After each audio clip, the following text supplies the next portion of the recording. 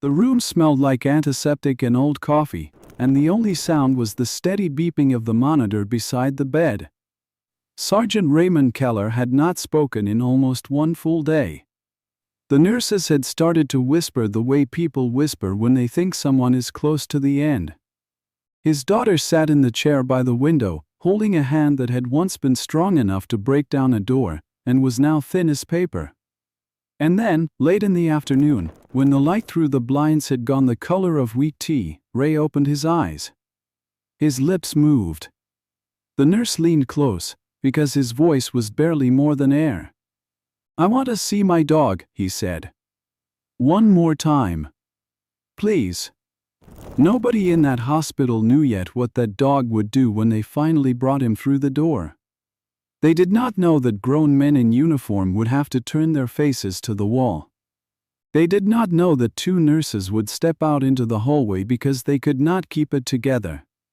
They only knew that an old man was asking for the one thing he had left, and that somehow, somebody had to make it happen. This is the story of Ray Keller and a German shepherd named Argo. It is the story of 11 years riding in the same patrol car, of a bond that the badge could not fully explain, and of one quiet afternoon in a hospital room that the people there said they would carry for the rest of their lives. If you love true stories about loyalty, about the animals who stay when everyone else walks away, and about the kind of love that does not need words, then stay with me. Settle in. This one is worth hearing all the way to the end. So let me take you back to the beginning. Back to before the hospital, before the sickness, before any of it. Back to a cold spring morning in a small town called Millbrook, where a tired officer met a dog that nobody else wanted. In the spring of 2009, Ray Keller was 46 years old and, by his own admission, not in a good place. He had spent more than 20 years on the Millbrook police force. 2 decades of night shifts, of knocking on doors he did not want to knock on, of telling families news that no family should ever have to hear. The job had given him plenty. It had also taken things. A first marriage. A lot of sleep. A certain softness he used to have when he was young. His captain, a barrel of a man named Dale Foster, had watched Ray go quiet over the years, the way good officers sometimes do, and decided to do something about it. So when the department finally got the funding to start a K-9 unit, Dale walked into Ray's office, dropped a folder on the desk, and said 4 words that would change everything. "I want you on it." Ray laughed. He was too old for it, he said. K-9 handling was for the young guys, the ones who still had the knees for chasing somebody across a parking lot at 2 in the morning. But Dale had already made up his mind, and Dale was not a man you argued with twice. 2 weeks later, Ray drove 3 hours to a training kennel out past the county line to meet the dog they had picked for him. He was not impressed. The shepherd they brought out was 1 year old, all legs and ears, with one ear that flopped over instead of standing up the way it was supposed to. The trainer explained, a little embarrassed, that this particular dog had washed out of 2 other programs. Too stubborn. Too independent. He did not always do what he was told, and in this line of work, a dog that does not listen is a dog that gets somebody hurt. "His name's Argo," the trainer said. "Last shot. If he doesn't take to you, he goes back to the shelter." Ray crouched down in the gravel, not expecting much. The dog stared at him for a long moment with those dark, serious eyes. And then, instead of jumping up or barking the way the others had, Argo simply walked over, sat down directly in front of Ray, and rested his big head against the man's chest. He just leaned into him. Like he had been waiting. Ray did not say anything for a while. The trainer would later swear that he saw the old officer's eyes go shiny right there in the yard. When Ray finally stood up, he brushed off his knees and said the words that sealed both their fates. "All right. He's coming home with me." He had no idea, kneeling in that gravel lot, that he had just met the creature who would one day be the last living thing to hold his hand. The first year was hard. Ray would have been the first to tell you that. Argo was everything the trainer had promised. Stubborn. Smart in a way that was almost frustrating, because a smart dog questions you, and a working dog is not supposed to question you. There were nights Ray came home so worn out from training that he sat on his back steps with his head in his hands and wondered if Dale had made a mistake putting them together. But somewhere in the middle of all that frustration, something quiet started to grow. Ray stopped seeing Argo as a piece of equipment, a tool with 4 legs and a vest. He started talking to him. On the lawn, empty stretches of the midnight shift, parked under a streetlight waiting for a call that might never come, Ray would talk about everything. About his daughter, Emily, who was away at college and did not call as much as he wished she would. About his late wife. About the cases that kept him up at night. Argo never answered, of course. He just lay across the back of the patrol car with his chin on the console, listening, his ears twitching at the sound of a voice he was learning to trust above all others. Ray taught him the commands the job required. But he also taught him things that were not in any manual. He taught him a quiet little signal, just 2 fingers tapped against his own knee, that meant come here, sit close, everything is fine. It was not police work. It was just the 2 of them, learning a private language that belonged to nobody else in the world. By the end of that first year, the dog who had washed out of 2 programs had become one of the finest working animals the county had ever seen. And the tired officer who had nearly turned him down had started to come back to life. But the moment that turned them from a good team into a legend in that little town was still coming. And it arrived on the coldest night of the year. It was the second winter they worked together, and a 4-year-old girl had wandered out of her backyard and into the woods. Her name was Lily. She had followed a rabbit, the way small children do, past the tree line and into thousands of acres of dark, frozen forest. By the time her mother realized she was gone, the temperature was already dropping below freezing, and it was falling fast. The kind of cold that a grown man struggles to survive overnight. For a child in nothing but pajamas and a thin jacket, the search teams knew they had only a few hours. Maybe less. Half the town came out to look. They walked the woods in long lines with flashlights, calling her name into a darkness that swallowed every sound. Hours passed. The cold deepened. And one by one, even the most hopeful of the searchers began to go quiet, because they all knew what the silence meant. Ray and Argo worked a section near the old creek bed, the part of the woods nobody else wanted because the ground was bad and the brush was thick. Ray was exhausted. His hands had gone numb inside his gloves. And then, around 3 in the morning, Argo stopped. The dog lifted his nose into the wind, every muscle in his body suddenly still. Ray had learned to trust that stillness more than he trusted his own eyes. Argo turned and plunged off the trail into the thickest part of the brush, and Ray crashed after him, branches tearing at his coat, his lungs burning in the cold. They found her at the base of a fallen tree. She had crawled into the hollow underneath it, the way an animal would, trying to stay warm. She was barely conscious. Her lips had gone blue. And Argo, this stubborn dog who had failed 2 programs, who questioned every order, did something nobody had trained him to do. He did not bark. He did not pull away to alert the handler the way the manual said he should. He climbed into that hollow log and pressed his entire body against the freezing child, covering her with his own warmth, and he stayed there, shielding her, until Ray could reach them. The doctor said later that the dog's body heat in those final minutes was very likely the difference between Lily coming home and not coming home at all. The town never forgot it. There was a write-up in the local paper, a photograph of a sleepy little girl in a hospital bed with her arms wrapped around a German shepherd who refused to leave her side. For years afterward, people in Millbrook would stop Ray on the street, point at the dog, and say the same thing. "That's the one who found the Hartley girl." And Ray would smile, and rest his hand on Argo's head, and say, "That's the one." What none of them knew was how soon the dog would be asked to save a life again. Only this time, the life would be Ray's. It happened on a routine call that turned out to be anything but routine. A report of a break-in at a closed-up warehouse on the edge of town. The kind of call Ray had answered 100 times, the kind that almost always turned out to be nothing. A raccoon. A broken window. Kids messing around. He went in with Argo at his side, flashlight up, expecting empty rooms and dust. What he found instead was a man who did not want to be found, and who had no intention of going quietly. Ray never liked to talk about exactly what happened in those next few seconds.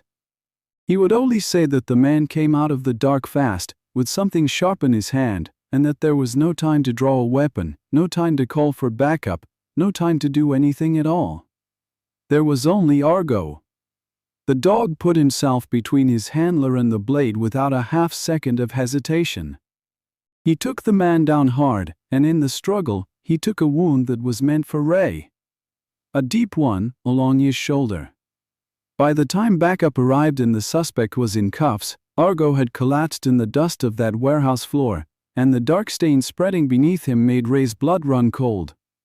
Ray did not wait for an animal ambulance.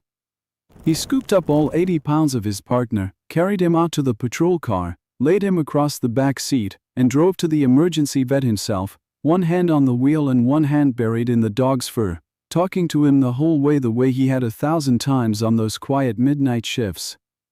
"Stay with me," he kept saying. "Stay with me, buddy. We're almost there. Stay with me." Argo lived. It took surgery and weeks of recovery and a long pink scar that he would carry for the rest of his life.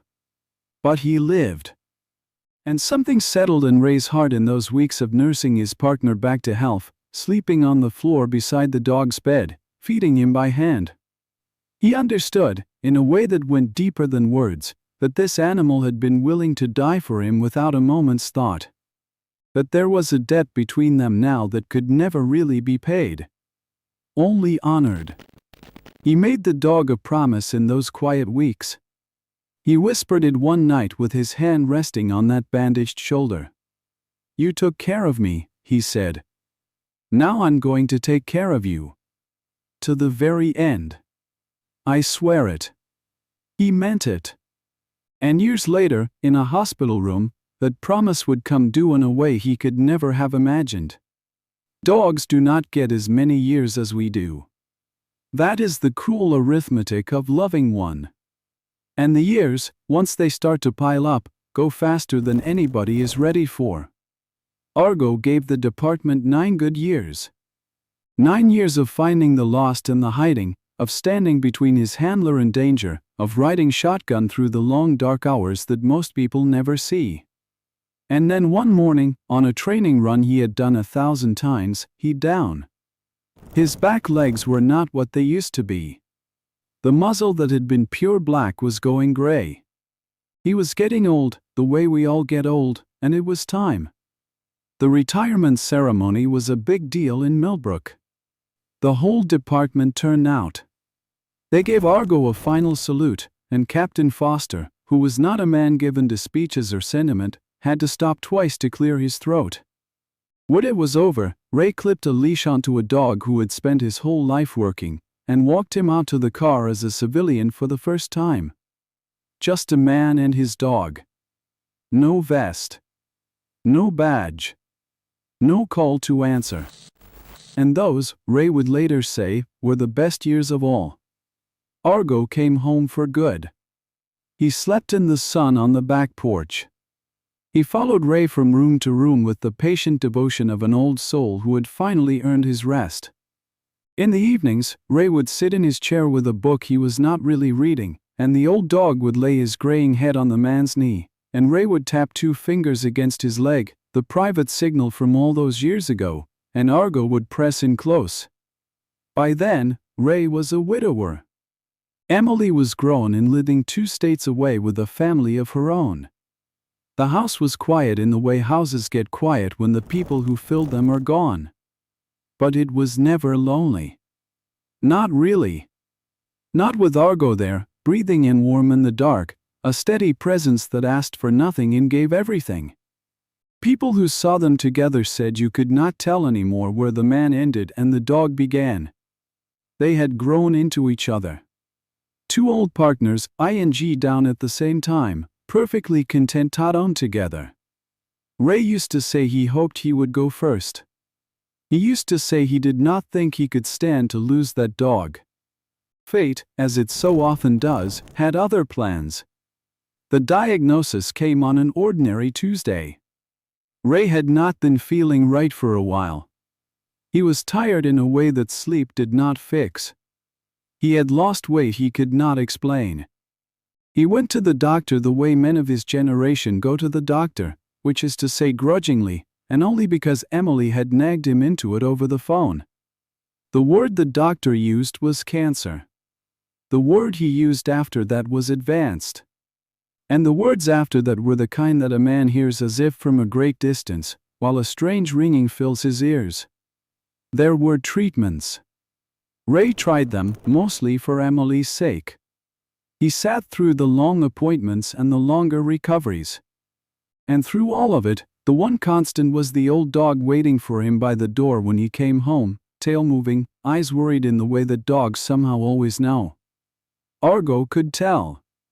Of course he could tell. He had spent 11 years learning to read this man's body, his moods, the smallest change in his scent. He knew something was wrong long before Ray ever said a word out loud. He stopped leaving Ray's side. When Ray slept, the dog slept pressed against him. When Ray was sick from the medicine, the dog lay on the cold bathroom floor beside him through the worst of it, and would not be moved. There came a point, as there so often does, when the doctors gently stopped talking about beating the thing and started talking about comfort instead. About making the time that was left as good as it could be. Emily came home to be with her father. And for a few precious weeks, the three of them, the daughter, the dying man, and the old dog, had a kind of peace. But the body has its own timeline. One night Ray's breathing went wrong, and Emily drove him to the hospital through the dark, and this time, they did not let him come home. He knew it, lying in that bed. He was an old cop. He had sat at enough bedsides to know what the machines meant and what the nurses' faces meant. He was not afraid, exactly. He had made his peace. There was only one thing left that he wanted. And he was too weak, now, to ask for it. Until that afternoon, when the gray tea-colored light came through the blinds, and he opened his eyes, and found the breath to say 6 words. I want to see my dog. It should have been simple. It was not. Hospitals have rules, and the rules exist for good reasons. This was a hospital ward full of sick and fragile people, and a large retired police dog was not on any approved visitor list. The first nurse who heard Ray's request felt her heart break, and then felt the weight of everything that stood in the way. She brought it to her supervisor, a head nurse named Carol who had worked that floor for 30 years and had seen, she thought, every kind of last request there was. Carol's first instinct was to say no. Of course it was. It was against policy. It was a liability. There were a dozen reasons, and every one of them was sound. But Carol went and stood in the doorway of Ray's room for a moment. She watched the old man lying there, so thin, so still, holding his daughter's hand. And she heard him, in his sleep, murmur a single word over and over. The word was a name. Argo. Argo. Argo. Carol went back to her station, and she picked up the phone, and she said to the young nurse, "Find the dog. I'll handle the paperwork. I'll handle all of it. Just find the dog." It turned out the dog was not far.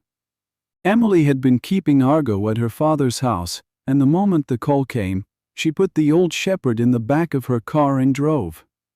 Captain Foster, retired himself now and gray as the dog, met them at the hospital, because he was not going to miss this, and because some part of him needed to see his old officer one more time too. so they brought him in. Through the lobby, into the elevator, down the long fluorescent hallway. An old German shepherd, gray in the muzzle, in the hips, that long pink scar still showing through the fur of his shoulder where a blade had once been meant for the man he was coming to see. And here is the thing that the people in that hallway noticed first, the thing that started the tears before the door to Ray's room had even opened. The dog knew. He did not pull on the leash. He did not sniff at the strange smells of the hospital, or startle at the beating machines, or do any of the 100 things a dog does in a strange place. He walked down that hallway with his head low and his eyes fixed straight ahead, with a terrible, quiet purpose, like an old soldier walking towards something he has been dreading for a long, long time. He knew exactly where he was going. And he knew exactly what he would find when he got there. They opened the door, and the old dog stepped into the room. For a moment, Argo simply stood there. He looked at the bed, at the thin shape of the man lying in it, this man who did not smell quite like himself anymore, who was wrapped in the sense of medicine and sickness. And the nurses in the doorway held their breath, because they did not know what an old dog would do, whether he would even recognize what was left of the person he loved. Then Ray, who had not spoken in hours, who the doctors had said was barely conscious, lifted one trembling hand off the blanket. And with the last of the strength in his body, he tapped 2 fingers, twice, against the edge of the mattress. The private signal. The one nobody else in the world knew. Come here. Sit close. Everything is fine. And Argo crossed the room. He moved to the side of the bed, and as gently as a creature that size can move, he lifted himself up, careful of the tubes and the wires, and laid his big gray head down on his partner's chest. Right over the heart. The same place he had leaned that very first day in the gravel lot, 11 years before, when he was young and had one floppy year and had failed everywhere else and had found, at last, the one person who would have him. And the old man, who could no longer speak, who could barely move, slid his fingers into the dog's fur and held on. That was when the room came apart. The young nurse pressed her hand over her mouth. Captain Foster, a man who had carried a badge for 35 years, turned and faced the wall and let his shoulders shake.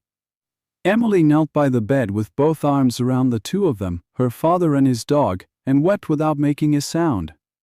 And out in the hallway, 2 nurses who had not been able to bring themselves to come and slid down the wall and sat on the cold floor, because there are some things the human heart is simply not built to watch standing up. But the part they would talk about for years afterward, the part that none of the doctors could fully explain, was the monitor. For 2 days, Ray's heart rate had been weak and unsteady, the line on the screen jagged and faltering. But in the moment that the dog's head came to rest on his chest, in the moment his fingers closed in that familiar fur, the line steadied. The beeping that had been frantic and irregular into something calm and even and peaceful. The old man's whole body relaxed. The deep lines of pain on his face smoothed away. And for the first time in days, he looked like a man who was simply, finally, at rest. He had asked for one thing. He had it. His dog was here. His promise, made years ago over a wounded shoulder in the dark, had been kept by both of them all the way to the end. Ray Keller passed away that evening, just after the sun went down. He went quietly, with his daughter holding one hand and the other hand buried in the warm fur of his oldest friend.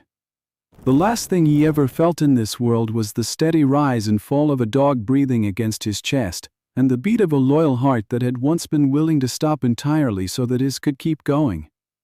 The dog did not leave. Even when the room had gone still, Argo would not be moved from the side of that bed. He lay there with his head down and his eyes open, keeping a watch he did not need to be told to keep, the way he had kept watch over a freezing little girl in a hollow log all those years before. It was Emily, in the end, who knelt down and tapped 2 fingers against her own knee, the only person left in the world who knew the signal now, and gently, led the old dog away. The town of Millbrook turned out for the funeral the way they had turned out for the search in the woods, the way they had turned out for the retirement ceremony. The street outside the church was lined with patrol cars, their lights turning and silent. Officers Ray had trained, officers he had served beside, stood at attention in their dress blues. And when they carried the casket out, an old German shepherd walked behind it. Gray in the muzzle, eye in the hips. Head held low. He had been to 1,000 scenes in his life, but he had never walked one like this, and yet he walked it perfectly, with the same terrible quiet purpose he had carried down that hospital hallway. People along the street took off their hats. More than a few of them wept openly, strangers and friends alike, at the sight of a dog walking his partner home one last time. Argo went to live with Emily and her family after that. They gave them a good home, a soft bed, grandchildren to watch over, a yard full of sun. They loved him dearly, and he was, by all accounts, content. But you know how this story ends, the same way everyone in Millbrook knew. Some bonds are not made to be broken by something as small as death. Argo lived only a few short months after Ray was gone. He slipped away peacefully one night in his sleep, in his soft bed, having waited, it seemed, just long enough to be sure that the man he loved had gotten where he was going safely. They buried him near Ray. It seemed right. It seemed like the only thing that could possibly be right. So that is the story of Sergeant Raymond Keller and a German shepherd named Argo. A dog nobody wanted, who became the thing one good man could not live without. A partnership that began with a head leaned against a chest in a gravel lot, and ended with a head leaned against a chest in a hospital bed, 11 years and a whole lifetime later. Of everything in this story, there is one image I cannot stop thinking about. It is not the rescue in the woods, brave as it was. It is not even the warehouse, where a dog took a wound meant for a man. It is that hospital room. It is the sound of 2 fingers tapping twice against the edge of a mattress, a signal only 2 souls in all the world understood, and an old dog crossing a room to answer it one final time. Because that is what loyalty really is. Not the grand and dramatic moments, though there were plenty of those. It is the quiet keeping of a promise, long after anyone would blame you for forgetting it. It is staying when staying is hard. It is showing up, gray and aching, to lay your head on the chest of someone who needs you, simply because they asked. We like to think we are the ones who rescue them. The lost dogs, the ones who washed out, the ones nobody else would take. But anyone who has ever loved an animal like this knows the truth. More often than not, it is the other way around.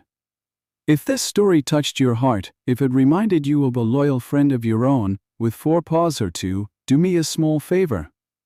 Leave a comment below and tell me about them.